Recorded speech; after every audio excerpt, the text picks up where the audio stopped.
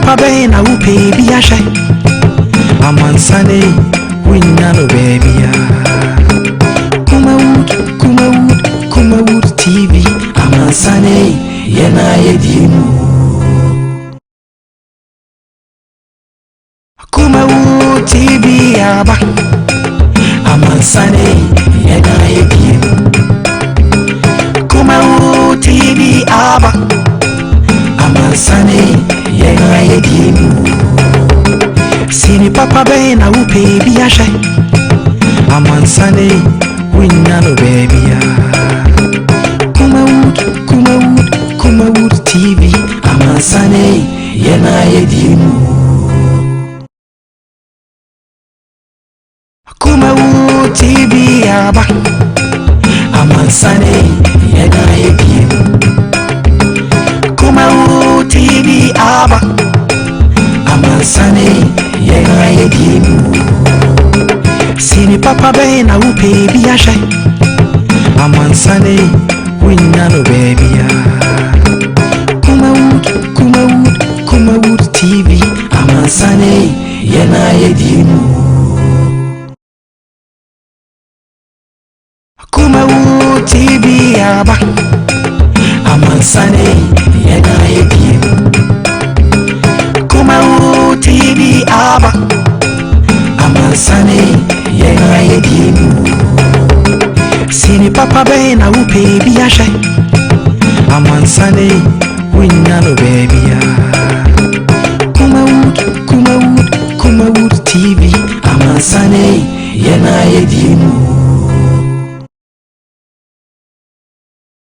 Kumawood TV aba amansane yena yedimu Kumawood TV aba amansane yena yedimu Sini papa be na upe biashe amansane winyano baby ya Kumawood TV amansane yena yedimu Kumawood TV aba amansane yena yedimu Kumawood TV aba amansane yena yedimu Sini papa be na upe biashe amansane winyano baby ya Kumawood TV amansane yena yedimu Kumawood TV aba amansane yena yedimu Kumawood TV aba amansane yena yedimu Sini papa be na upe biashe amansane winyano baby ya Kumawood TV amansane yena yedimu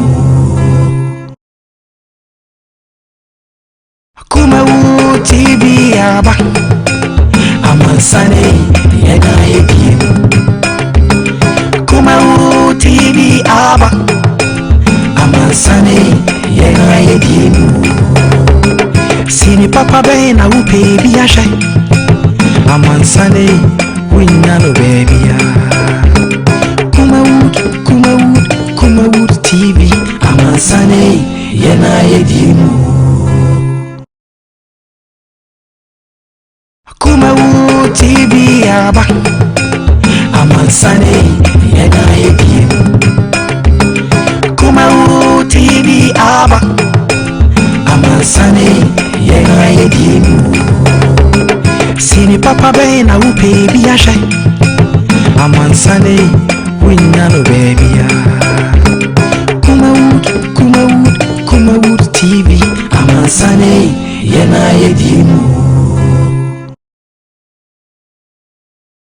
Kumawood TV aba amansane yena yedimu Kumawood TV aba amansane yena yedimu Sini papa be na upe biashe amansane winyano baby ya.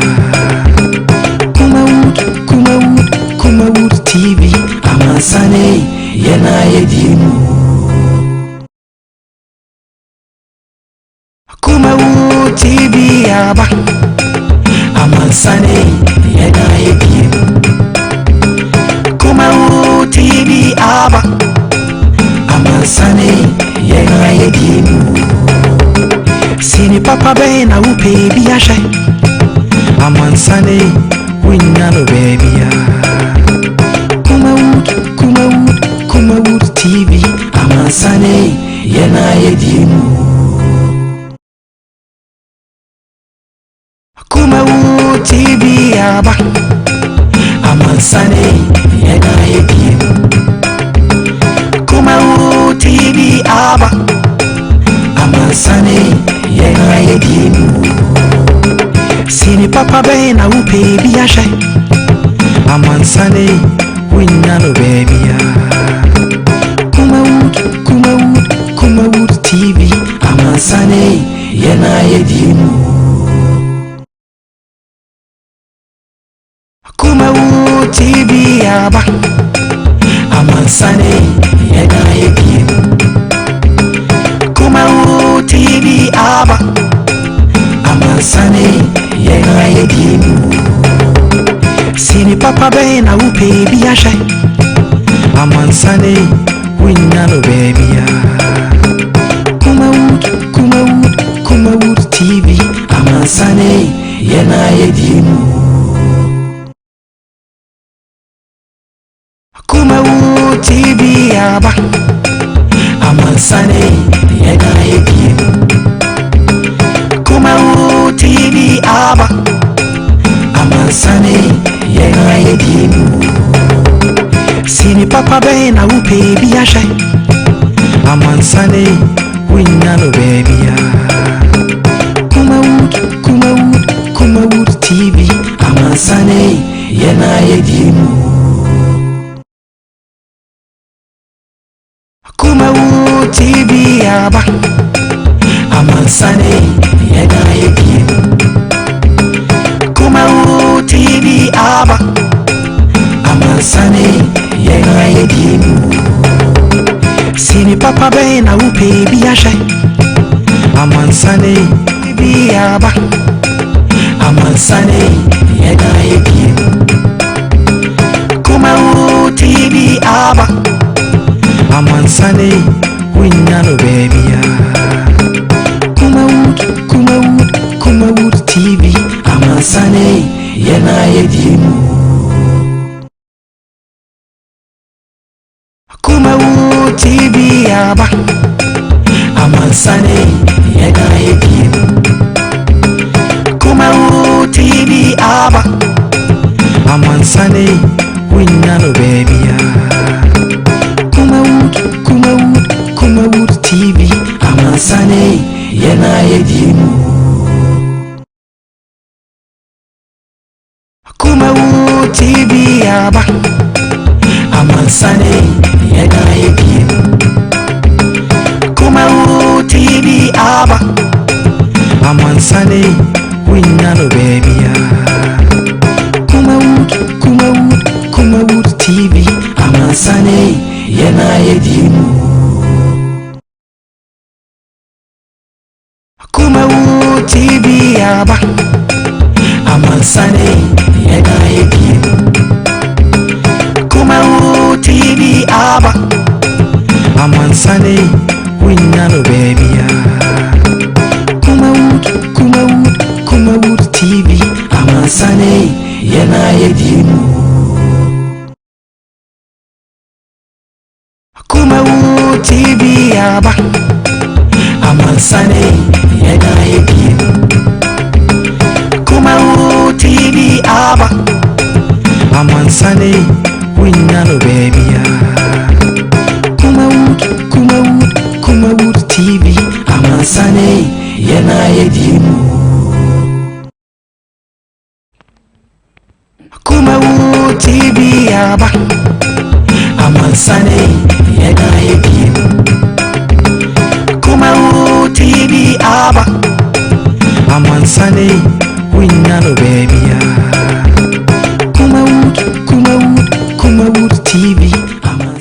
we eye Kumawood TV or say ye diemu spiritual hot seat so na woni guso a wo hwe when wasum ne wani so bayo kisina say na spiritual hot seat there aden den na abrantie yi na oteso sa na tie sa ohwe atare a hyemi ya e kire se yawro atare e de ahyemi na matena hot city so na ne ampaya ebedwa ampaya mesese ebedwa ene asemu a eda epruti yebebobo ho ose was Moses a fetish priest?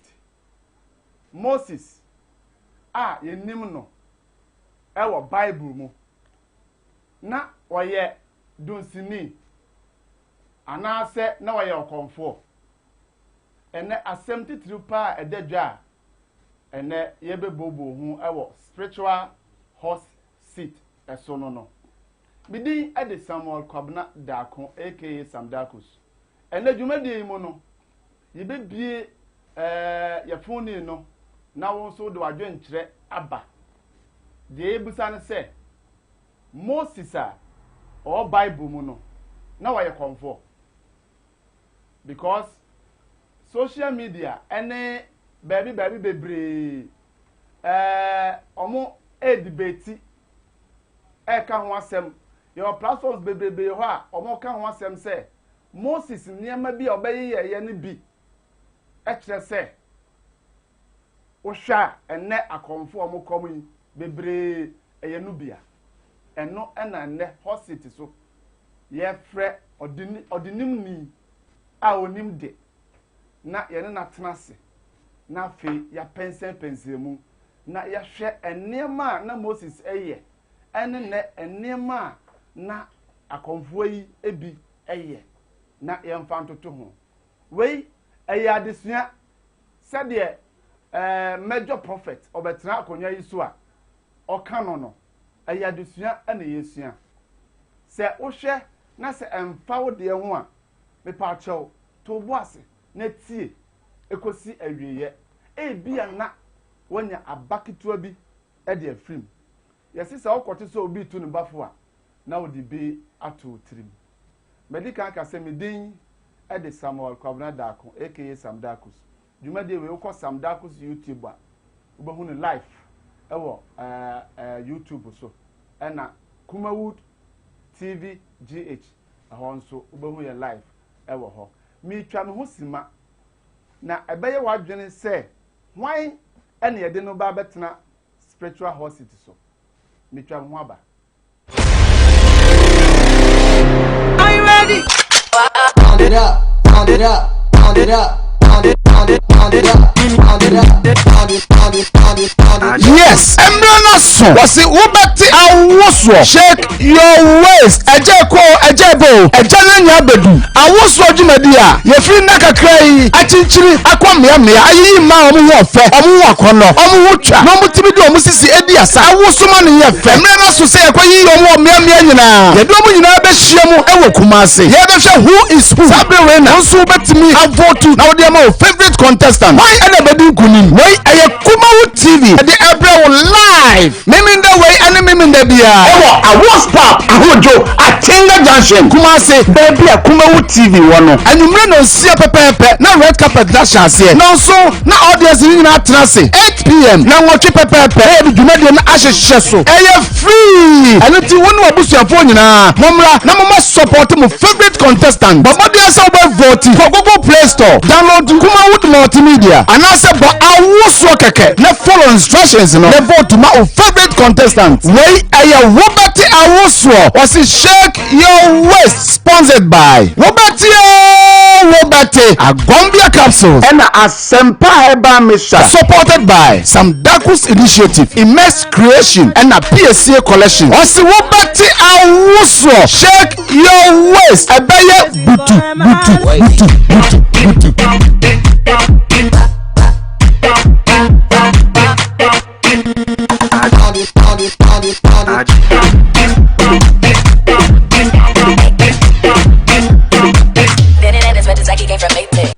Mema wakwaba edeba the spiritual hot seat eso. Medical aka say ene matena adwam ede ama medwo 1. Ono ena matena adwam ede ama no. Na sene edikan de bia no ya na medwo eye no no. Me be frɛ odehuni no. Na obetena ase. Na afi ye bisebisa ensem no.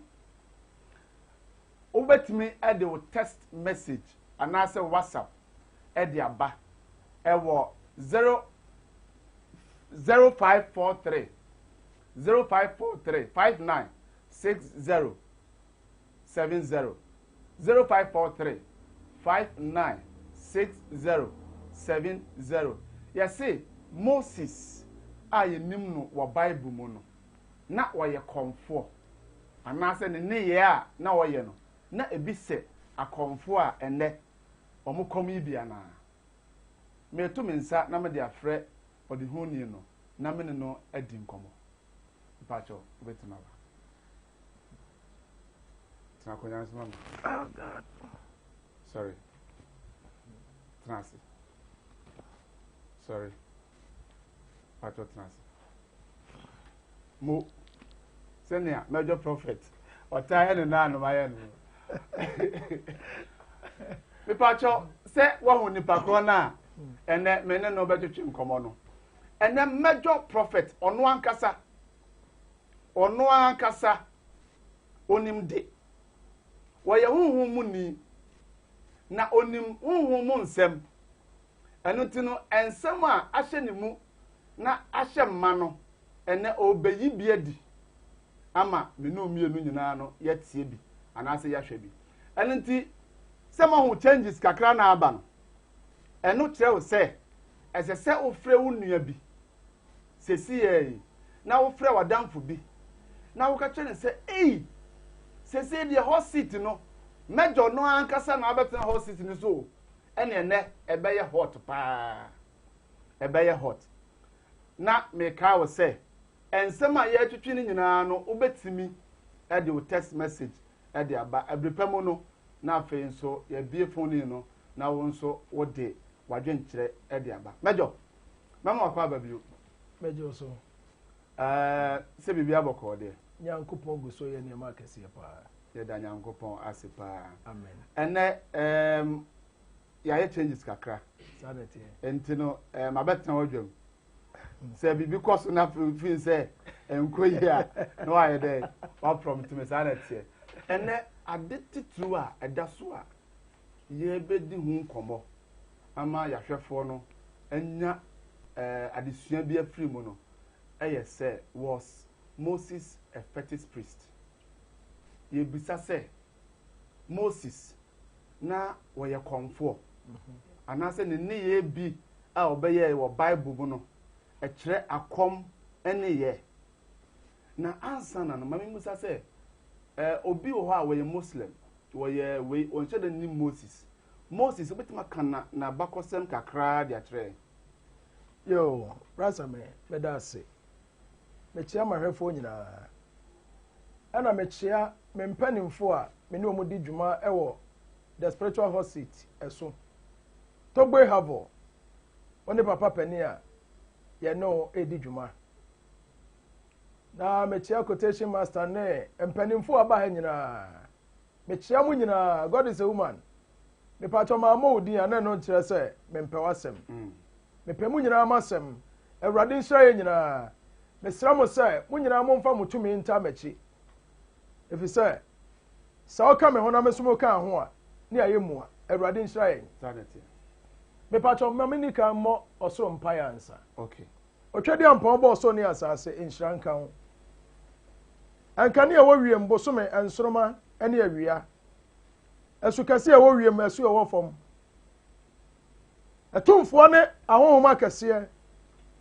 me de asedama mo nyina sɛ awurade adom nti moda so kurakura yɛn ɛna mo ma yɛdwumadie nkɔ yie yɛn hyɛ mo animonyam amen amen rasa me ya ka se Moses a Moses ya brantie bi a ne maame nom kɔ nkwasom ɛwɔ Misraim anaasɛ n'asefo kɔ nkwasom ɛwɔ Misraim na sabre no na ɔhene bi a yɛfrɛ ne Pharaoh no ahyɛ mmara bi sɛ Hebrewfoɔ ne wo na so mu wo barima yɛnko no yɛwo ɔbaa de yɛnya no efisɛ yɛde bɛrima ɛna kɔkɔn ne yɛde ɔbaa nso akyekyere kuro enti no ɛkɔbaa sɛ ɛberɛ Moses ne maame nyinsɛeɛ no na ɔmo di ahintahinta kakra ne sɛ saa mmara na yɛhyɛ yɛ ne enti no maame ne wo akwaraa no na ayɛ hu enti ɔmo plan ne sɛ saa na ɛteɛ de ayɛnkyekyere akwaraa no ɛnto kɛntɛnkum kyɛ sɛ kono bi mu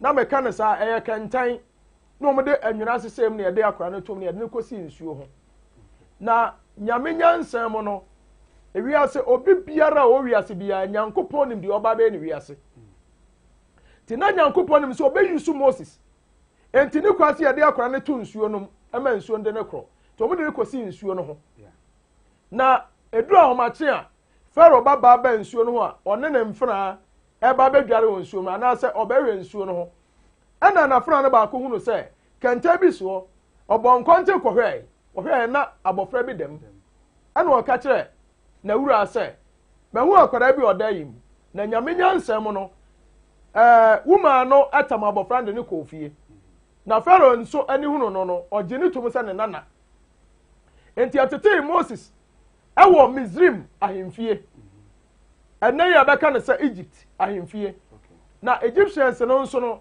na yɛka civilization a ewiase baabi a ani tie hyɛ ase a ɛyɛ Egypt yɛka baabi a tumi hyɛ ase a ɛyɛ Egypt yɛka baabi a magic wɔ a ɛyɛ Egypt yɛka baabi a bosomsom wɔ a ɛyɛ Egypt Egypt hɔ no biribiara bi wɔ ɛhɔ yɛka ne sɛ civilization na yɛ Hebrew ni baako ɛne Misraim ni bi na ɛko enti Moses try sɛ ɔbɛsɛbu Hebrew ni no to akɔbɔ Misraim ni no ekum aso katai efisɛ no ɔyɛ prince na Pharaoh de ne din ato no so anaasɛ ɔde ne din ato no so sɛ ne nana no enti ɔbɛyɛ prince na ɛkɔbaa sɛ okum obi na adeɛ kyee hɔ sɛ akɔ menka ne sɛ desert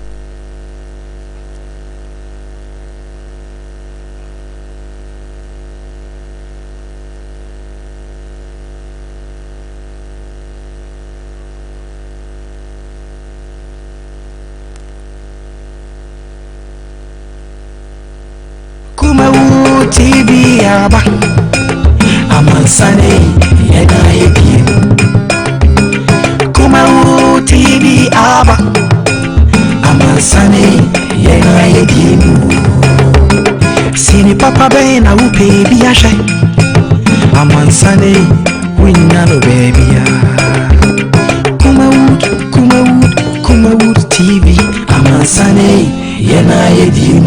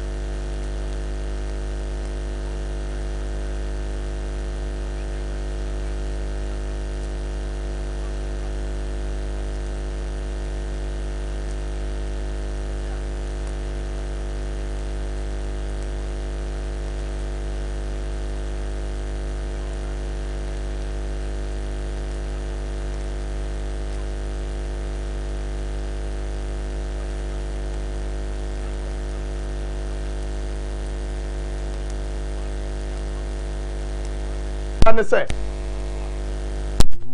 ana himfie no ote no abosomfo ne akomfo atwa ho hia ya ka magicians apade ehunufo wo mu nyina wo hobi enti Moses na nkase ya de tumi ya dan etete no enti no wonim fom na osanso physical physical energy and wanya spiritual energy enti Moses na nkasa no ye obi a wonim fom dada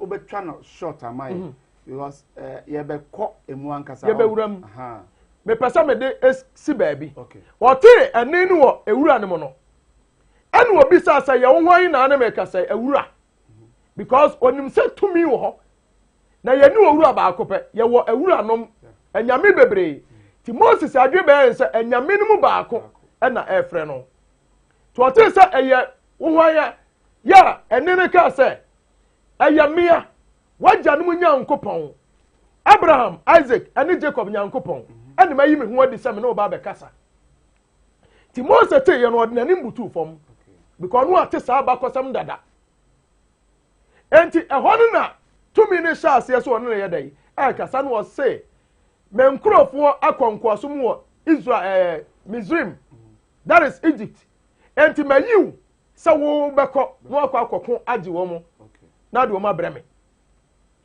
na sa nyame ne kasa ya wo se me samu akọ Misrim biyo that is Egypt enti Moses suro inu wo se me ne hwan ni masako Egypt biyo obi a komunipa ma komunipa na madwane afiri ho ena meti ahemfie ena mafiri ho nti se me sako biyo a ye betwa meti enti so so soma me a ade ne nsankyane e be kire se unu asoma me sabre sansa no hwe nwa nti no na okuta poma bi wo ne nsam na nyame ne ka chansa de ne kura nso se epoma no se fa poma ne to fom wade to na ada no wo Genesis chapter 3 verse 1 Bible say owo dada wone bonsam tie ne ye onyame ne suma Moses no odi ka de bonsam na ma no adentia eno na kire o say da bia me kan asem bi say nyankopon ne bonsam omote akonwa kroso na bonsam so ye adwuma ma nyame nyankopon wone bonsam ti akonwa ba akoso eti akonwa ba akoso me kan say na kire say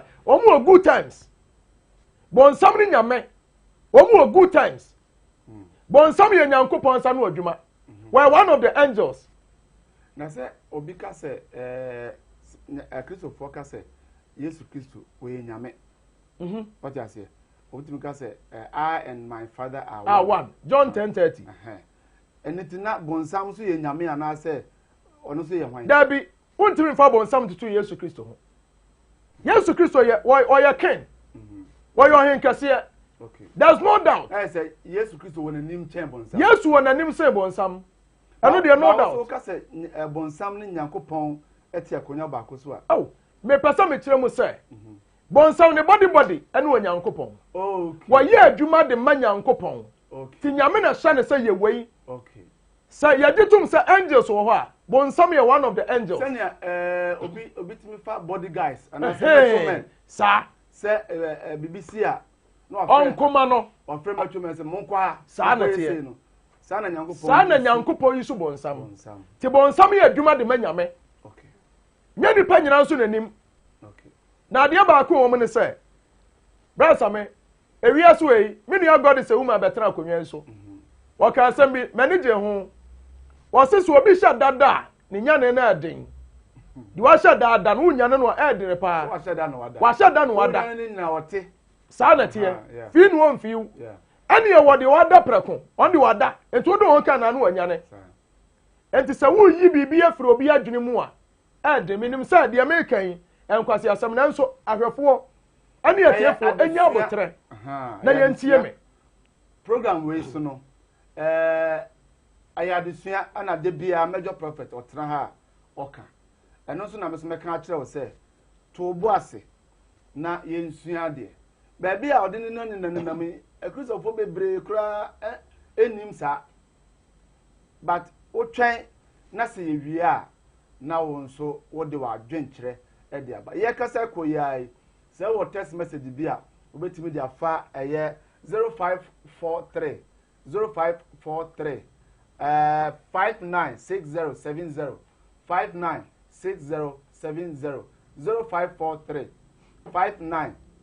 6070 yegusu a ye wuram kakra they say Moses na bakosem kakra na ye major prophet or they to dwa no ye wura ye wi be wuram na ya ba abosomsom mu kakra ansa na ya compare the two enti munya botre na ye wuram na major prophet or ye osofo prophet enim de eno ti na ne ono hu se owo adesua bi anase adwen bi won tirimu a opese wo kire eno ti na ne hu se ya sesa no kakra major ye nto aso me pato de tie ne se onyame suma wo bi wan kofa angel Gabriel mano wan fa Michael mano ne mo de angel Satan okay ana ma no ade na abanyankopɔ tirim de omu nyina ne se de enti anyame de Satan ma Moses no Satan ne Yesu Kristo ko hyiai na Yesu Kristo ka se asase susudifo no oba me nkyɛn so ne hwiri ni me ho okay Yesu kura gitum sa asase we ye de ahyabɔ nsam sa okay one had the prince ye wo hwe asase we so etu ko so ba fam wo hyabɔ nsam ase because nyankopɔn bɔ so ne asase no enya asase nkwa na oboye na se o ka se obi kosoro ba fom hye bon sama se a se yesi obi subaje me fa se Yesu Kristo dia wo ya abode foforo na o ka se o da so hye bon sama se a eno kwa se mame ntire omu kakra de omu nyina ne se brasa me asase we nyankopɔn bɔ na de no obo universe wo bo menka ne se obo so many planets planet bia wo angela owuli wo ho and your hustle. okay And to say planet Earth way, your hustle no your friend is Satan. okay But on some the hustle, yes to cry admit, yes to jitum, some on some the sa way so. okay Tiano there no doubt. okay Sa obi ebedi Christo ni dia. Bon some ni so to me bi ewu. okay Now so akọ so ba fam water bon some wi ase. do betima so ahwe Oh, bebre because Matthew chapter 4 verse 1 down. Bon somebody ko so Yesu Kristo hwai. So the 15 no kan some be kire say so person o tena sase we so no di yi a. Ye so ye dai okoto na asore me. Enti obi bi obakoto asore bon sam obedidi. Na mo ahema mu be dan. Ebe bono sa na tie. wow Ti asase we de eye Satan ne de. okay Ti sa Nyankopɔn soma Moses. Se Moses betime e bibia. Yesu oni Satan fa yonko. Woni Satan anya yonko fa won timi wi ni da. okay na ya de Moses ne history kakra no ekona wi Ya de ko awie yen. Me pesa me ma ahwefo nyina ate ase se. Tumi na e frede bon sam no. Woni oso o se ya de. Woni oso ha obi a. Na mo Nyankopɔn na yusu no. Because brasa me ma menka se me nkyerɛw. Na do ya Ghana president meboa. So many ministers. yeah And the ministers no wayi defense minister. yeah Sa defense minister on the head to so. President ni benya to a every defense ministry. Soldier ni benya to a every defense ministry. yeah So president to the kum obi a. Assemble nyina kwatwa ejina defense minister no so. okay No also this the submission akwa command the president. okay What am I telling you? And to send the panu okum obi no. Wawa backup. Wawa chijirafo obi a one defense ministry. okay What am I telling you? Sa civilian kokum obi a say the best atete no. Sa police ni ana say military ana say police ekum obi a ye ni yie. Ya ntete ne sa ye di ka hwe asem no di enti. Because ansa na edito no be hye ne nsem no. Ya ka tell say tu wo de kobo ho ban. okay No asa de abo ma no ho ban. Na mo so obi jimi wo animu a bonitu oku no. okay Adentina na nado ko yi sa defense ministry no. On wodi tu o hye ne nsa. Me pa to tu ye de kum amoa. Ya de kum nipa. timi de kuma bo ade but What am I telling you? yeah Ya de kum nipa. Aya purpose say nipa nti ana ye de tu ahye president ana so je ne nsam. So obi jimi ye mmonu tu onku no. ayi mama ko anajo hayi mukum muwa bebre Omukum muwa. muwa bere And so no cause for alarm. yeah What am I telling you? Enti obi wo ho a ya de tuo ahye ne nsam a ono atirimodен wutimi obebo tuo. Enti me pa to me bisa say na do ode self defense ministry no by no na na do e bonsam ana there be enti oni nyansa no de say defense ministry ne bai guys ono wo ho for a particular security purpose. reasons Okay.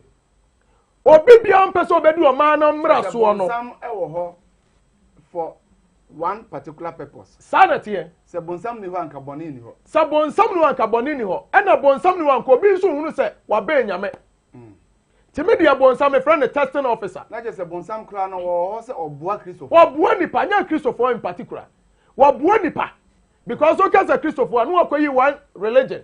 Okay. Because there are so many religion and ho ya wokọ abosomsomu a bonsam wo ho wokọ Buddhism a bonsam wo ho bonsam ya adwuma fa baabi ya nipa obi a bonsam so wo ho. Okay. So for yanko yen.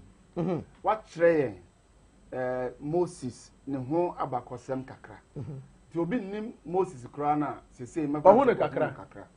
Na yemra fetish priest obi a oye komfo. So okay. Ya kasa wo ye komfo a nso be ka ho asem kakra bi amanyare. Ya ka akomo a obi a wokom ayi obi a honhom esi ne so. Nyesa nipa ne sori ya wo se me kom. Omo odam Enti Christopher binumu a ahonhom si omoso. Asofo binumu a ahonhom si omoso eya kom. opani ya kasa akomo a eye twi kasa no ene e friend akom. Okay. So akobrofo mu o se fet o se dey priest.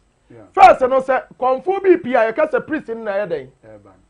Broni the Bible ne ba no polish no. And what to chem. Enti ni akasa priest a ni agye de amasofo. Ya kasa fetish priest a e kire mu say konfo. Ti konfo no de yenim say konfo no ne ne ye bi ni sen. Okay, the enim say yenim ne say o ye konfo no. Ne ne ye bi ni say to me yeden ebo wura no. Okay. Esi ne so a no aka nsem ene ma ebesie. De asie twam. De aba nei ene de ebeba. Okay. Ane woka. Okay. One de ametrei. Okay. Na sa nipa ne wie a sunsum na ate no so no wa ya amamre bi de ma no. Okay. Amamre o ya ma no ene de hen ansa no obefre tumi na ma na ba no ogu nsa. O de nsa so fom. Okay. Wo wie a sa akoko na esi otwa moja de so asase ne so a na tumi na wa asase no asore. No ye adwuma. Okay. Enti wo mo gu nsa wo mo twa emoa menka ne san kokko enwan dabo ne niema anantwie wo mo ne yefra mo konfo. Okay. Okay. Me da se pa. De nti a me busa sa enema mienu yi. Your question ye dey ato edwa ene say was Moses a fetish priest? Moses ne niema bi a oyeye no na e kire se wo ye konfo ana. Ti se ye hu Moses de we na ositie ana ya behu akom esi obi so a esitie. Na me busa o. Me busa mejo Eja Moses na wo ye konfo. me to me make catch us Moses no e konfo. Adifo aba ye nyina ya konfo. Enti Moses o kansi su dua se na wo ye konfo. Me si Moses o ye konfo direct.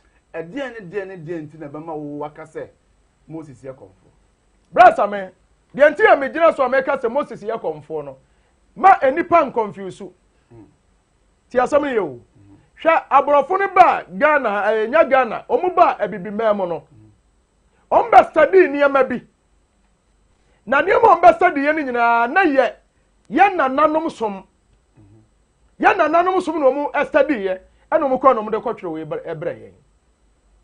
Sa book we me friend slave Bible. Enkosom krata. Na we incomplete book. We ye sofo.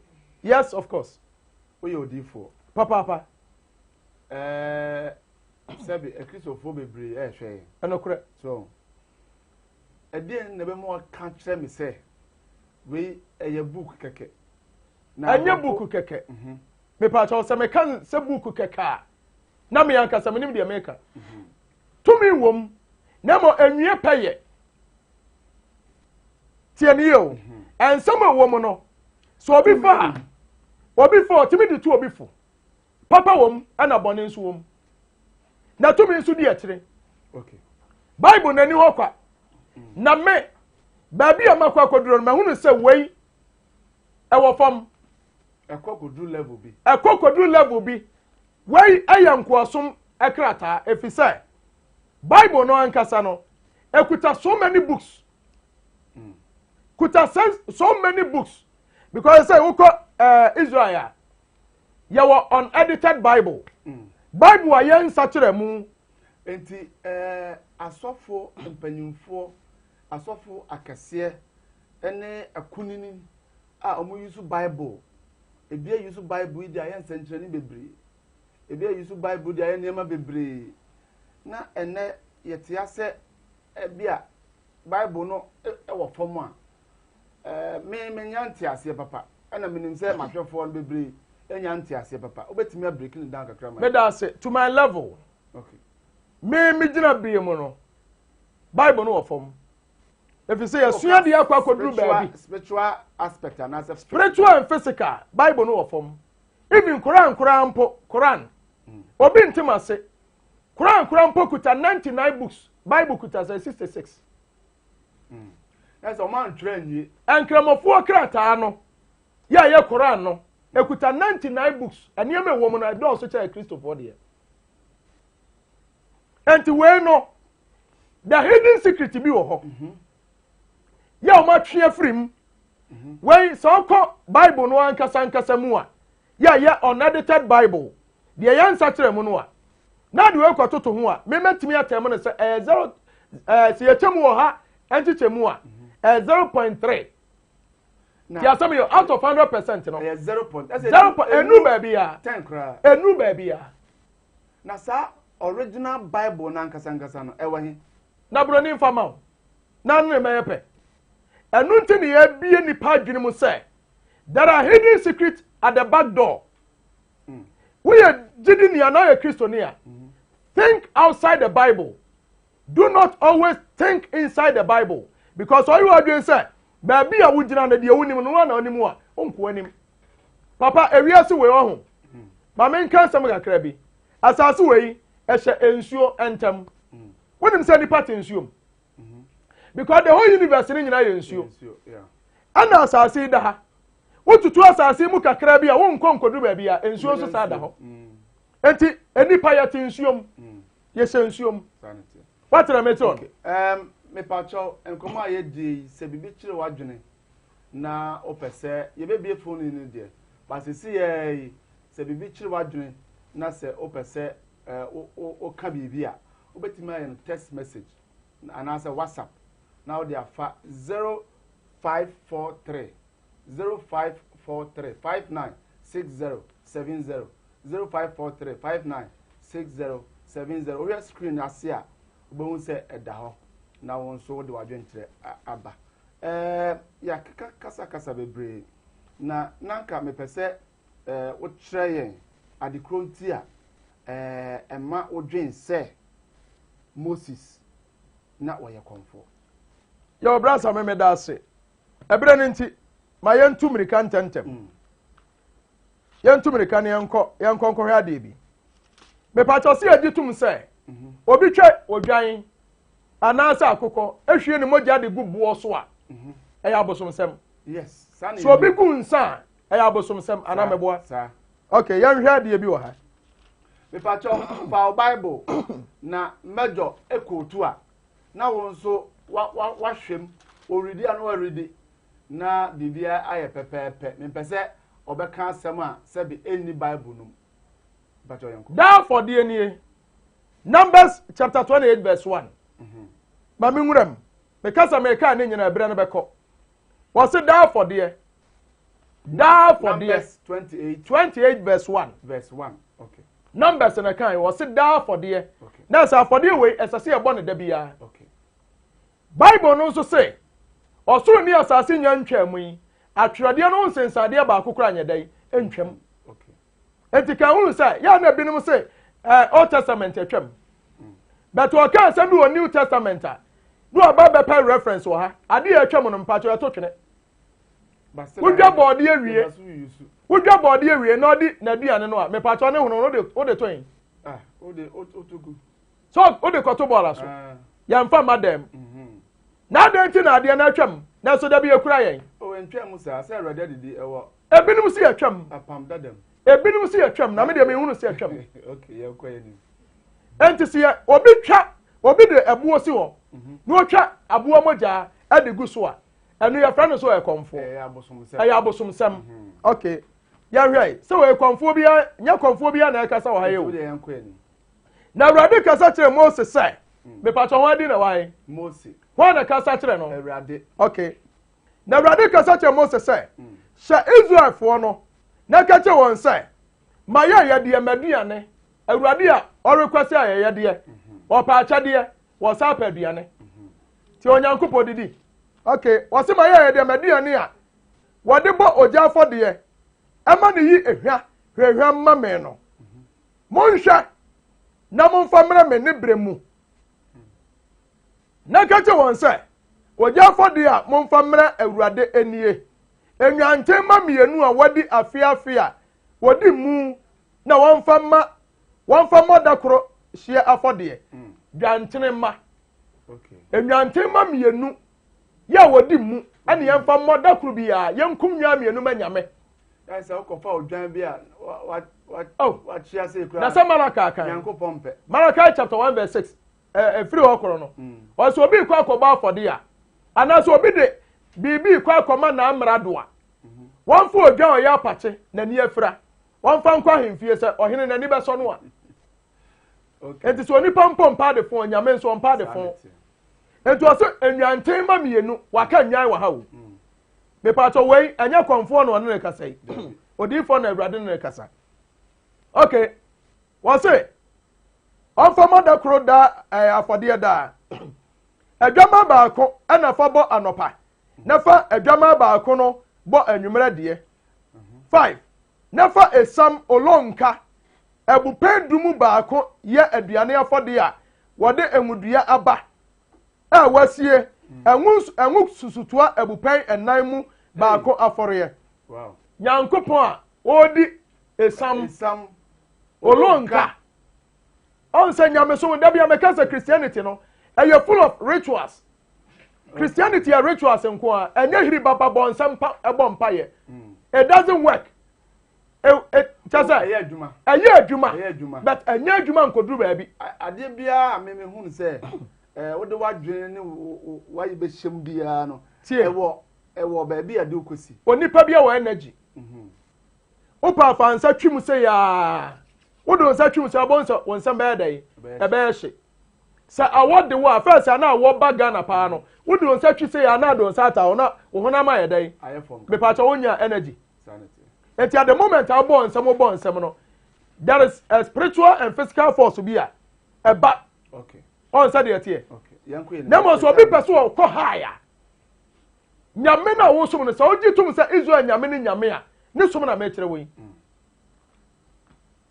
me pa cha wo se anwudua bible pen enamu baako afore enya wo se enya da afode a wo hyehye wo Sinai be poso eri hwehwam a eye awurade eja afode Sinai be poso okay wo se na hwie sa susutoa abupen namu baako anka adwama baako ho na hwie sa wo ka ahwie sa okay ka English Bible no a eye alcohol and their protection wo padia den agban enu ntina akonfo de ensagu fom a na sunsum na dai aba no na sunsum na tie si fom no na just odinsa no ma sunsum fo no wo bu nsanu a no na enum wo gudia mu osoro nyankopon tie ne yo na tie ne ye God of Israel were one of the gods onye God of the creator okay any pantimase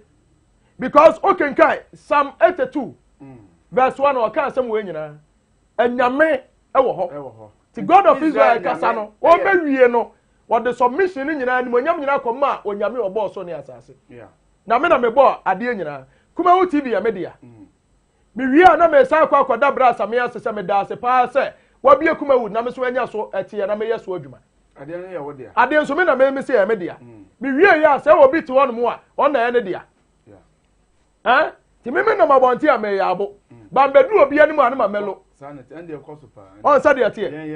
It is sanity. Auntie, what can calculate a brain inti? Was it, there be for the ano. Samuel Chama Mia. Was it Moses? Yeah, Fabra. Do I chance of a cobblesome for your Fabra? I sorry for you. Okay. Concrum be a honor, a honor cum abuano. Which are Majana Faguho? Who are no she and son also a day. She and Sunny Guho. Now, sir, your good son or otter no so. That is the Bible. I'm sorry for you. And now, almost emphasize animal when you know. What? Okay, carry to us or back in. According to when you cannot just say, Yenya Bianopa. Yanya Nanopa, any number. Anopa and number. And Moses on practices practice for a practice way. Was it any da after the any the beer. Any the beer. And to hear, brass I may. Woman depended deity. Ya were dear for any osun sum juma. One day soon some jumano. To say ya no. Ya trade for some. Okay. What am I saying? Because I did for some day, no bit, and then also that across me a D4. Sanity. But soon some dear. So be would my connected spirit. Because I know I'm a fresh spirit to be every moon. Be we are better one day kakra. One day you have a spirit one. Better kakra. Koyana me tatis so spirit what to me chebi. A home in the bebre, brass a me. Bet me at all, quite. Now I bet me a create to home offer. A home in the door so. They are all can say, oh, no. I won't many home by couple. Many home by couple. Me the home be a juma. Me pacho major prophet and ane me matna job at the amano na on no mum aye me guest yeah hwehwe nsem wa kan nsem bebre na me be man de e de ne telephone number to dwa asem bi wo ho a e se ofre wo no a memfre me oni me number kra memfre me me pese major e de ne number e be to dwa en na kira kra be to dwa se wo question bi ye wie program no na se opese obusa na obusa major ankasa major baby adru fa wo telephone numbers no location to jam me pa cho me telephone numbers ni 0453 011 926 0453 011 926 0272 854387 0272 854387 me telephone numbers eno no me ya soro Kumasi Sokoban petuda Kumasi Sokoban krokase ni nyina wo brono na brono e fra no petuda e ho na me ya soro ye ti kwasi ada bia me ya som chenchenche pa ya wada bia so metena sunsum so ehwe nkrofo hye brem wona wo bre no awurade fa me so so ye won enti medwumade ya medie no okay ahwefo me ko quick commercial break na me ba na afi ya dom kakra na ma bie telephone atum na wo question bi a opese ubusa major prophet no wo busa no me ko abasisi a. Are you ready? Pound it up, pound it up, pound it up, pound it, pound it, pound it up, pound it up, pound it, pound it, pound it, pound it. Yes, Emrana so. Was it ubati awoswo? Shake your waist. Ejeko, ejebo, ejananya bedu. Awoswo jumedia. Ye free naka cray. Achinchiri akwa mia. Ayi ma omu wofe. Omu wakono. Omu wucha. No mutimidu omu sisi edi asa. Awoswo mani ye fe. Emrana so say akwa yi omu mia nyina. Ye do omu nyina be shiemu ewo Kumasi. Ye be sha who is who. Sabe we na. Nso betimi avotu. Na odi ama favorite contestant. Why ene bedu kunim? Why aye Kumawu TV. The April live. Mimi the way and mimi the bia. Ewa a WhatsApp ahojo Atenga Junction. Kumasi baby a Kumawu TV wono. Anumre no sia pepepe na red carpet dash ase. No so na audience ni na trance 8 p.m. na wochi pepepe e bi dwumade na ahyehye so. Eye free. Anu ti wonu abusuafo nyina. Momra na mama support mo favorite contestant. Babodi asa oba vote for Google Play Store. Download Kumawu multimedia. Anase bo awuso keke. Na follow instructions no. Na vote ma o favorite contestant. Wey aya Wobati awuso. Wasi shake your waist. Sponsored by Wobati Agombia capsules. And Asempa Eba Misha. Supported by Sam Dakus Initiative, Immense Creation, and a PSA collection. Wasi Wobati awuso. Shake your waist. Ebeye butu.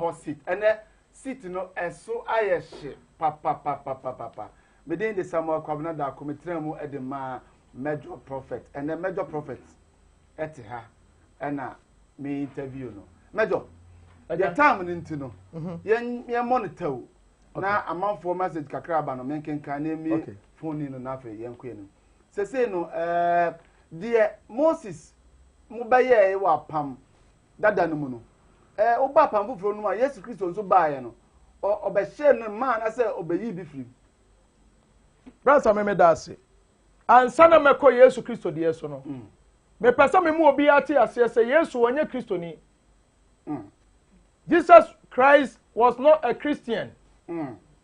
So oh san ko bi another chapter. Sanate. Yesu Kristo. Also say Yesu Kristo no onye Yesu nye Kristo ni. Me ona take Christianity. Me pacho ma me nwura yenkoi. Quotation bi answer. Because you see abosomsom. Obi nti ase. Me say Moses, he was a fetish priest. Why a komfo? Adifo ba ye nyina ya komfo. Omo nyina atwa moja adegu ebo so.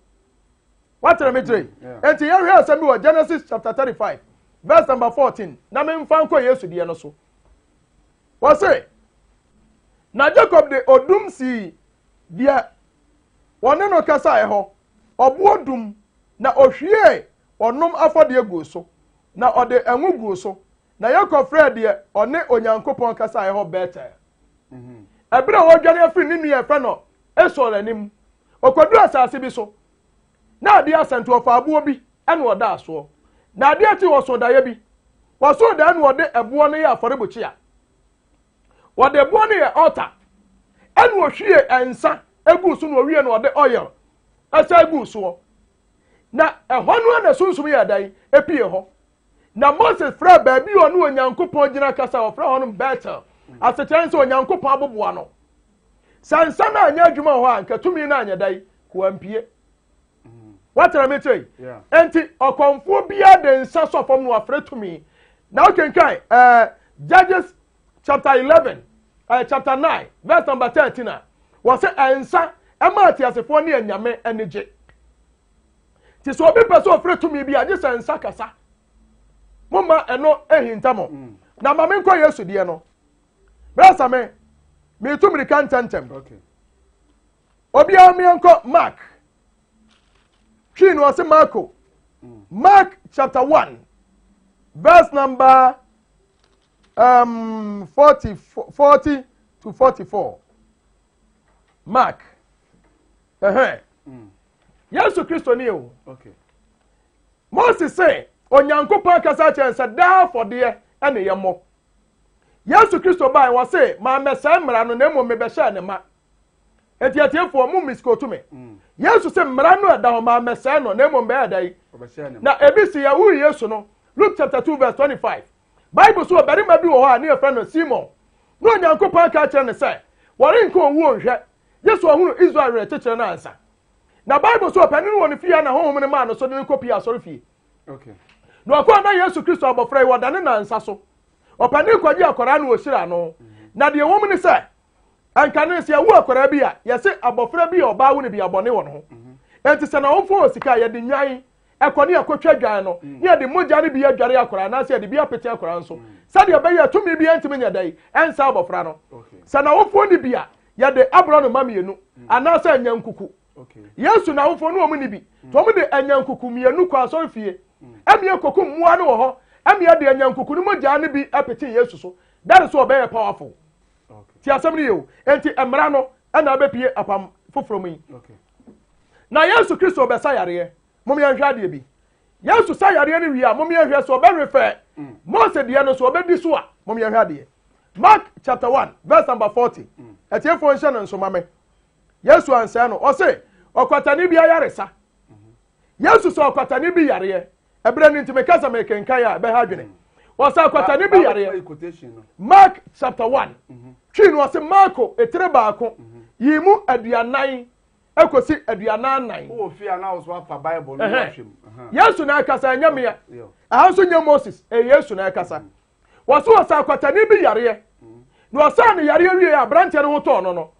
enu okache kwatani so onfa na onkwachire osofo no onkoya amamere na Yesu Moses ehyato ho no onkodi sa amamere no so ansa na ne ho ate afiri kwatanom Yesu asayare nipa no wanya total healed ne ho ato na wie ayenda na Yesu sa ka kire kwatani no wanya yaresa ne se wonfa na onkwachire osofo no onkoya amamere no a Moses hyato ho no wonkwankoye na eni ewiase nyina dance ye mamenka ho ne kakra 44 no Mark 144 okay was it share enkansem biara enkyere obiara na koma was it konafa wo kwa kyere osofo no ahofre nti koma de Mose ehye no na enye adanse ema won okay was it wo ahofre nti koma de Moses hye no na ni enye adanse ema ye ne ya kenka Yesu na kae so onya hunu quotation we a ewom koma me pacho we refer to the Old Testament yanko Leviticus chapter 14 verse number 1 Leviticus chapter 14 Yesu ansa mra no na mu ohye ne ma enti Yesu Kristo na nkasa ono kra no otwa nwa ne bi I'm telling you otwa nwa ne bi I'm telling you bra moja ne bi me say here if you want to be wise join the spirits when you are home nantia wadwemu bie na onya nsafo nso bebre asam wei se sunsum amie so ankyere wo hunu da okay Yesu say wo wa hu frenti sanso onya yare santifa ho kwakire osofo na mamere na Moses shato ho no koye sa mamere no ansa no onya total healed okay enti Leviticus chapter 14 verse 1 obi tie me a wan hwem no ano so onkenkai kakra bi mekai 1 and 2 no Leviticus chapter 1 verse number chapter 14 sorry Leviticus chapter 14 okay mekai was say when you go so a wo hwe Kumawo TV the spiritual hot seat enche mebie mahoma trofo na tum na won so wafre na question bi a person obusa mejo no wabusa WhatsApp kakra na say yi kakra ba odisi a mekan na atiefo nso ati Mate Leviticus chapter 14 verse 1 was it akwatafo ho ahodwira akwatafo ahodwira so obi ye kwatani na sa ne ho otono a na sa ne ho otono a niam asa so oye nie okay and Yesu akosa kwatani bi yare wo Mark chapter 1 verse 40 to 44 and Yesu sa ne yare wi on kasa fa ho kodi kofie was fa ho kwatiro osofo na koya mamre na Moses ehye no kona koya sa mamre na ansa na ho atimi ate eti Leviticus chapter 14 verse 1 was na Awurade kasa kire Moses say me pato kasa kire mejo Moses me na me kire Bible no David Awurade kasa kire Moses say ye ne mra eda ho ma okwatani eda obu ne sa ne ho ate no wan fa ne mra osofo no Yesu onim enti okotui enti odu 3 no was na osofo no emfiri adi enkonsraba na chi na sa osofo no hwe na sa kwata no entotoye no asa okwatani no ho a osofo no nhyama wonfa enoma a won ho tie mienu enimono enoma a won ho tie mienu enimono ese abuburo no mo enoma a won ho tie yemfa mienu mra eni ntwini duro dua ani kojan wati kojan onso obi wu a ni atiti kojan ni ade abobo yansa ni yeti ni nyina de ya akwankyere ba nipa nim yamfa no mo ho tie mienu mfa mra ni kojan ane enwudua okay wose emuane afo mumra enimono so ane enwudua mamenko 5 no wose no osofo no enhyama wonkum enoma no mu baako ayuwa bi mu osofo no nhye ma yankum anoma no baako yankum ne yahwie ne mogya ne mu ayuwa bi mu yahwie mu ayuwa that is the altar yakum anoma no ani mogya ne yahwie mu fom yahwie mu ayuwa bi mu to ba ko abusumfie no obi twa emogya adegu bibi mu me pato me na me ye Nyankopon na kache Moses so onye sa na eman etu Moses wa konfo na asa o edifo se ye hwe nkyeremu ya wo kyerem na ye hwe enne akomfo de omu ye idi a Maybe sorry for me ntimi eye dey enjaji me dey me try ha say me bisa nsem but who be the best judge kwam abipemu no ye bie telephone na won so wo de aba come fa text message kakra ma me fancy here na me ntwa ne pen so to so a wo se emoa ne mienu no yankum baako ni enya baako na ebeja na yamfa mpra nipa no ho na aboa na ebeku no ebehwie ne mogya agu awe no yamfa de mom yamfa mpeti nipa no ho 7 times okay yamfa ne nkotena akonfo no bu ha se aboa ne de twa ni ade twa nipa no ho ni ade pete ne ho Mose na yeye Mose no anya konfo bi ote anya konfo no che na de baaye what tell me to no Moses ene wo se nyame akasa chenti se nyame epesa practice we dia ene na obi o kenka atwo se mo hwe ne yie okay sa woto aso de kwa ekwadu ba bi o se mo nsan fa nwan emra ni nsan fa nwan nsan nya sa amamre no me pa to ho na kire sa de we Yesu se kwatani no no Yesu sa na yare no de Moses sheto ho no kwatani ne nkone nsan nya sa de bi nsan nya ema no ma yemfa ensi ya ye bekom kakra sana ebia ahwefo no afre but before that no omo de text message kakra aba no yemfa entudwa sewa from Konom I say Satan can never be compared to Jesus. He only wanted Moses to believe what he was saying. That was why he changed the rod to snake. also one years Satan was say me for Satan and compare Jesus Christ. oh that's a big kana but when you do rod not yes send a bear I see he did that because he wanted to change the rod to snake. one years the one day rod number Moses Say not Moses could that rod under that and then Yankopo. I know the rod not be the name Then Yankopo man than Satan na nyame de ma Moses say wani ensanchane amede amawo na go do Hebrew for no be say ensanchane be and ade ba ya photo from na wo na top man na no dwan nyame do mo pono okay yanko yanim we say so I say the only reason why he said Satan rule the rule was to make Christian know what he say know what he was up against. That was why he said be careful. I curse have thrown Satan onto them. Sometimes you know how we should answer say we people or the free castle and all the fire. When so was say you are saying the Bible is not good. So why are you using it? What's the Bible no and yet complete? Brother me I didn't know who use it. Me ya suffer. Me ya suffer die. Me say Bible no obi be try no say Bible no correct. Oni bi o keka. So we say and yet up to. Me say and yet complete. Bible ni here but and yet complete. And now brother me Bible could have 24,000 books. 24,000 here be Moses say sir. What the form was say complete. The Quran could have 99. Bible about 66. And this one we put a Quran. That's who put a Bible on the wall. Okay, well, yeah, Queen was it. Jesus came and died to clean our sins. So why that is the past? I believe you know better.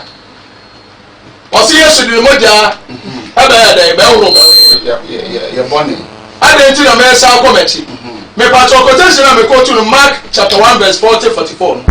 Nipa no kan. Yesu na da to some so yare de. Yesu de Moses here ya no. Wona koye.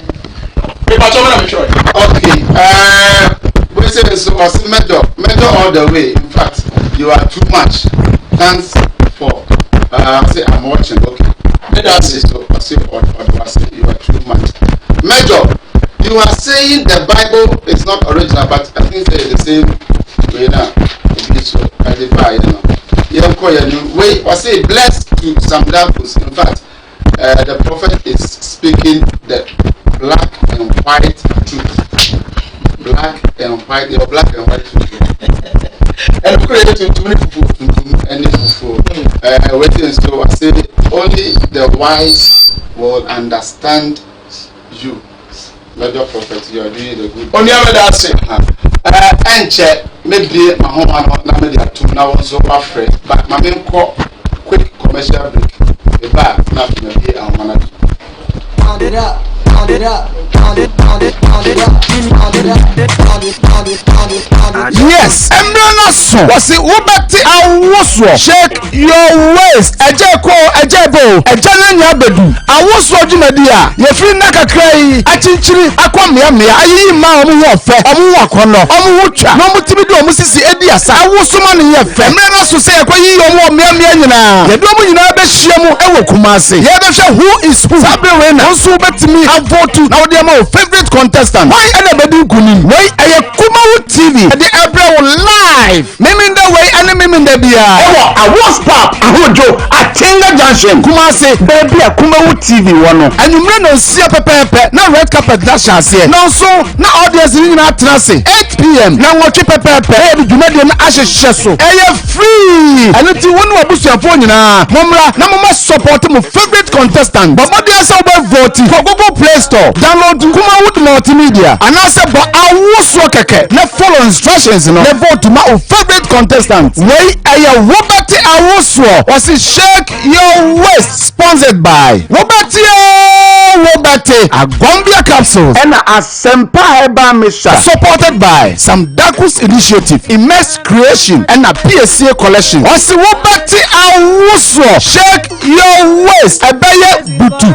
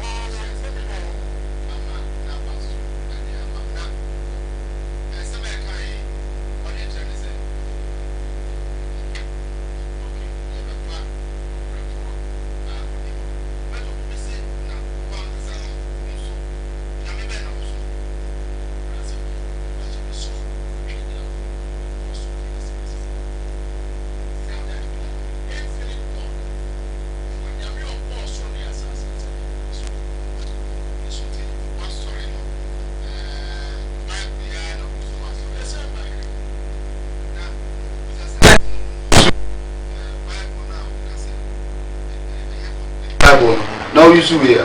Bransame, yes, Uber Assembly. A medical remedy. When you say be any partner in Saka, be errors in your day. Oh, yes, Uber Assembly may call Namin Yamunyanka. Not so much home, I'm a number. So, Kunkuna Bar, one of Betcha Mokako no Kurano. So, Kunkuna Bar, one of Betcha Mokadia day. I call no home. That was a nano crabby or any partner, so I am from Ma. Tis only who be putting poor. One of Betcha Mokako. In fact, I'll pray for you. Hello? Hello? Good evening. I would then be a very free. Good day. Okay, what are you trying to say?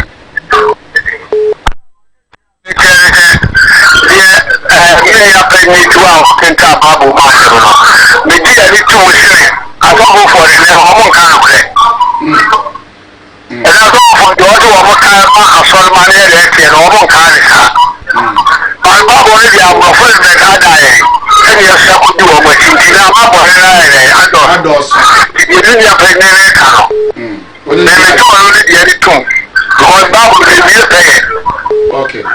Yeah, that's it. I'm for the hello.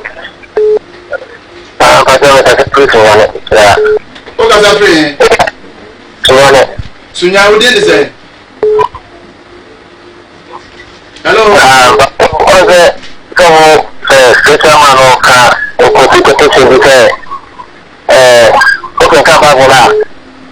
Hello. What's up with you?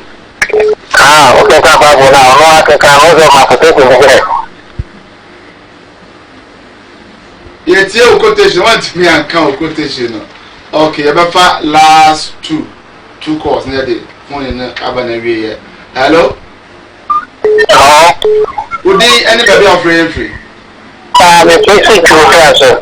Would they? We did it, Nana, it's you.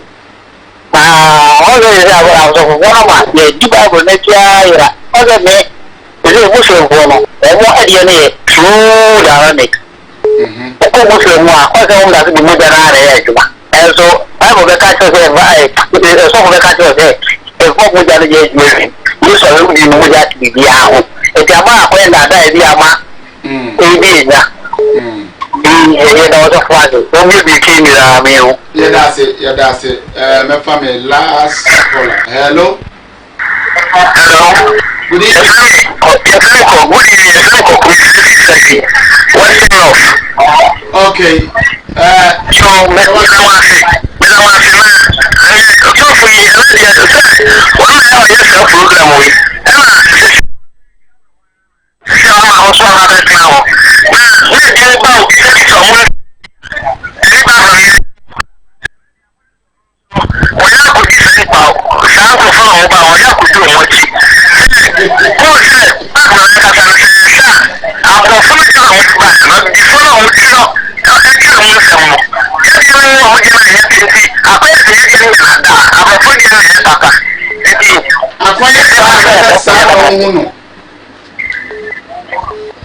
Okay. Hello. Hello. Yeah, good evening. Wait, what about hello. Hello. Good evening. Anybody are free? Hello. Hello, Mr. Good evening. Good evening, friend. Libya. Okay, Libya. Good evening. I'm just going to make a show live. I'm saying, maybe I'm participating. My NTO.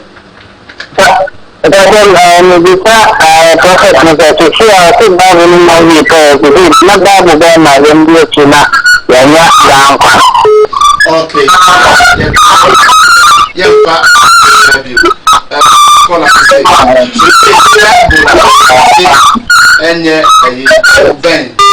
na ɔmo sua na ɔmo nya daa nkwa. Yo, data, the American you say. But the car say, so be better now catch us a Bible nenya. No one him the walker. Bible no a year. Na no kura bi wo mu a. Ya twe free mu. Enti uja Bible kenkan no akofa book ben. Bible na so offer na mom ma adwene mo nya dan. Na ho. That's a me mame nko to quotation we. Gunsa, no gunsa. Show nyame oto adwene. No nyame to adwene bonsam so to adwene. Ti da bia me ya me kasa se osofo bi koto mona nya de ko gina ko no kasa bonsam na ye ya me pacho ye njeri no. Me ni konfo bi a oye konfo osan so ye sofo. Okọ aso dem ko pichi. No asan akọ bosom ho. No asan akọ na mamre. Fine. Hwa nyame som eya me na me som enye ye som. Anasa brasa me yanko som nyame. Why mistake? Nyame na me se me yanko som nyame be na me bo ne din no. Say ye Israel nyame. Obi an ne nyame. On say nyame ne doso. Enti Amorite fo nyankopon ana Philistine fo nyankopon ana Ghana nyame ana Nigeria nyame na yanko som. Timi na me ni nyame kura me som no. What Jeremiah Asha nkom weto. Yetam no ntio, yetam na. Mema nipa bi mon kenkai. Jeremiah chapter 4 verse number 16 to 17. What say? What mama monetawu. Mama monetawu. Ya na ka asem bia ho. Ya na me pese enipa sua de. Ya na pese nipa timi sua de. Ye ni ase etumfutu agu nipa bi ani. Jeremiah chapter 44 verse number 16. What say asem a wori ka kire yen Awurade di mu yi. Yare ntiyew. Asama wo ka che Awurade Nyankopon di mu ye ntie. Okay. 17. Na mom ya bebri biara ya kase ye beye. Si ya behye aduham ama osoro hema no. Ya hwie ahwiesa ama no. Sade ye ne ya janom ya na hemfo. Ane ya na asafo hene ye. Yuda nkuro ne Yerusalem mro no so. Aduane meme yan. Ye di yie. Na ya hunu boni biara no. Na efri bra ye ja hwiesa hwie no. Enuoma ose nuoma nyina aboyen. Ana afena na ekom awie yen. Sese omujai ensangu. Omujai sa ne ma no afa ama kom ye dan. Bra sa ma mimi sa se. Time wa nananom somo ho. Any Christianity by me patron, let us compare the two. First, ana abosom, omuka ya ka bosom eni bosom. Ya was spirits. I think say who on send me na time no so aso. But me person busa asem back. Onu nsa. Dabi. Me no nsa. Gunsa. Me nsa nso. Na mo me di nsuo afra honhom. E ma na ya adwuma. Okay. Fa what you quite to join your telephone number. 0553 011 926 0553 011 926 0272 85 43 87 0272 85 43 87. Rasa me fa kwanya we so. Nyame yadum 31st December. All night. Major me ya de bi. Sa obi pese ohuri tra 2020. Omra me na ase. Be say Christianity are full of rituals. Eno ye angelic program. Ene ye ba be ye.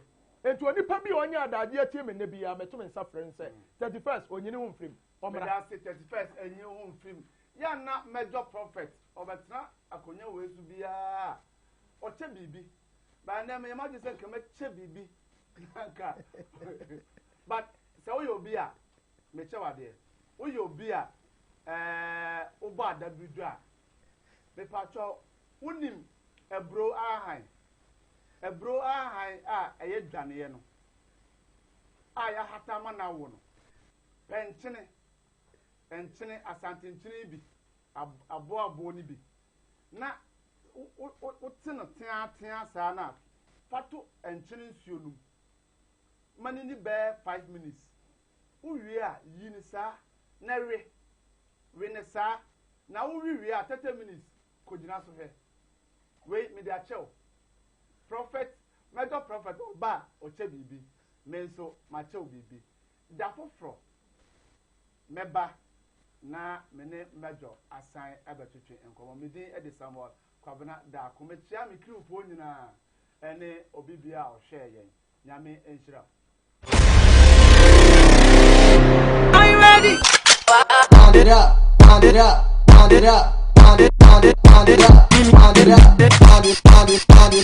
Yes, Emrana son. Was it Ubati Awoswo? Shake your waist. Ejeko, ejebo, ejananya bedu. Awoswo jumedia. Ye free naka cray. Achinchiri akwa mia. Ayi ma omu wofe. Omu wakono. Omu wucha. No mutimido omu sisi ediasa. Awoswo mani ye fe. Emrana son say akwa yi omu mia nyina. Ye do omu nyina be hyiemu ewo Kumasi. Ye be hwe who is who. Sabe rena. Onso betimi avotu. Na odi ma favorite contestant. Why anybody kunim? Why aye Kumawu TV. The April live. Mimi the way and mimi the bia. Ewa a was pop ahojo at Tinga Junction. Kumasi baby a Kumawu TV wono. And you no see pepe na red carpet dash ase. No so na audience ni na trance 8 p.m. na ngochi pepe. E di dwumade na ahyehyɛ so. Eye free. And ti wonu abusuafo nyina. Momra na mama support mo favorite contestant. But dey say we vote for Google Play Store. Download Kumawu multimedia. And I say but Awoswo keke. Na follow instructions no. Na vote my favorite contestant. Wey aya Wobati Awoswo. Was it Shake Your Waist sponsored by Wobati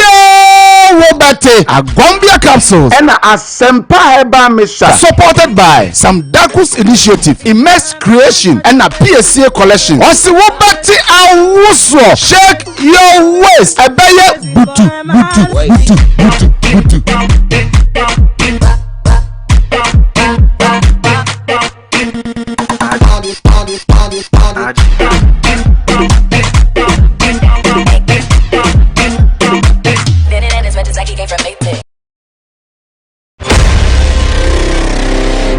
Are you ready? Pound it up, pound it up, pound it up. Yes, Emrana son. Was it Ubati Awoswo? Shake your waist.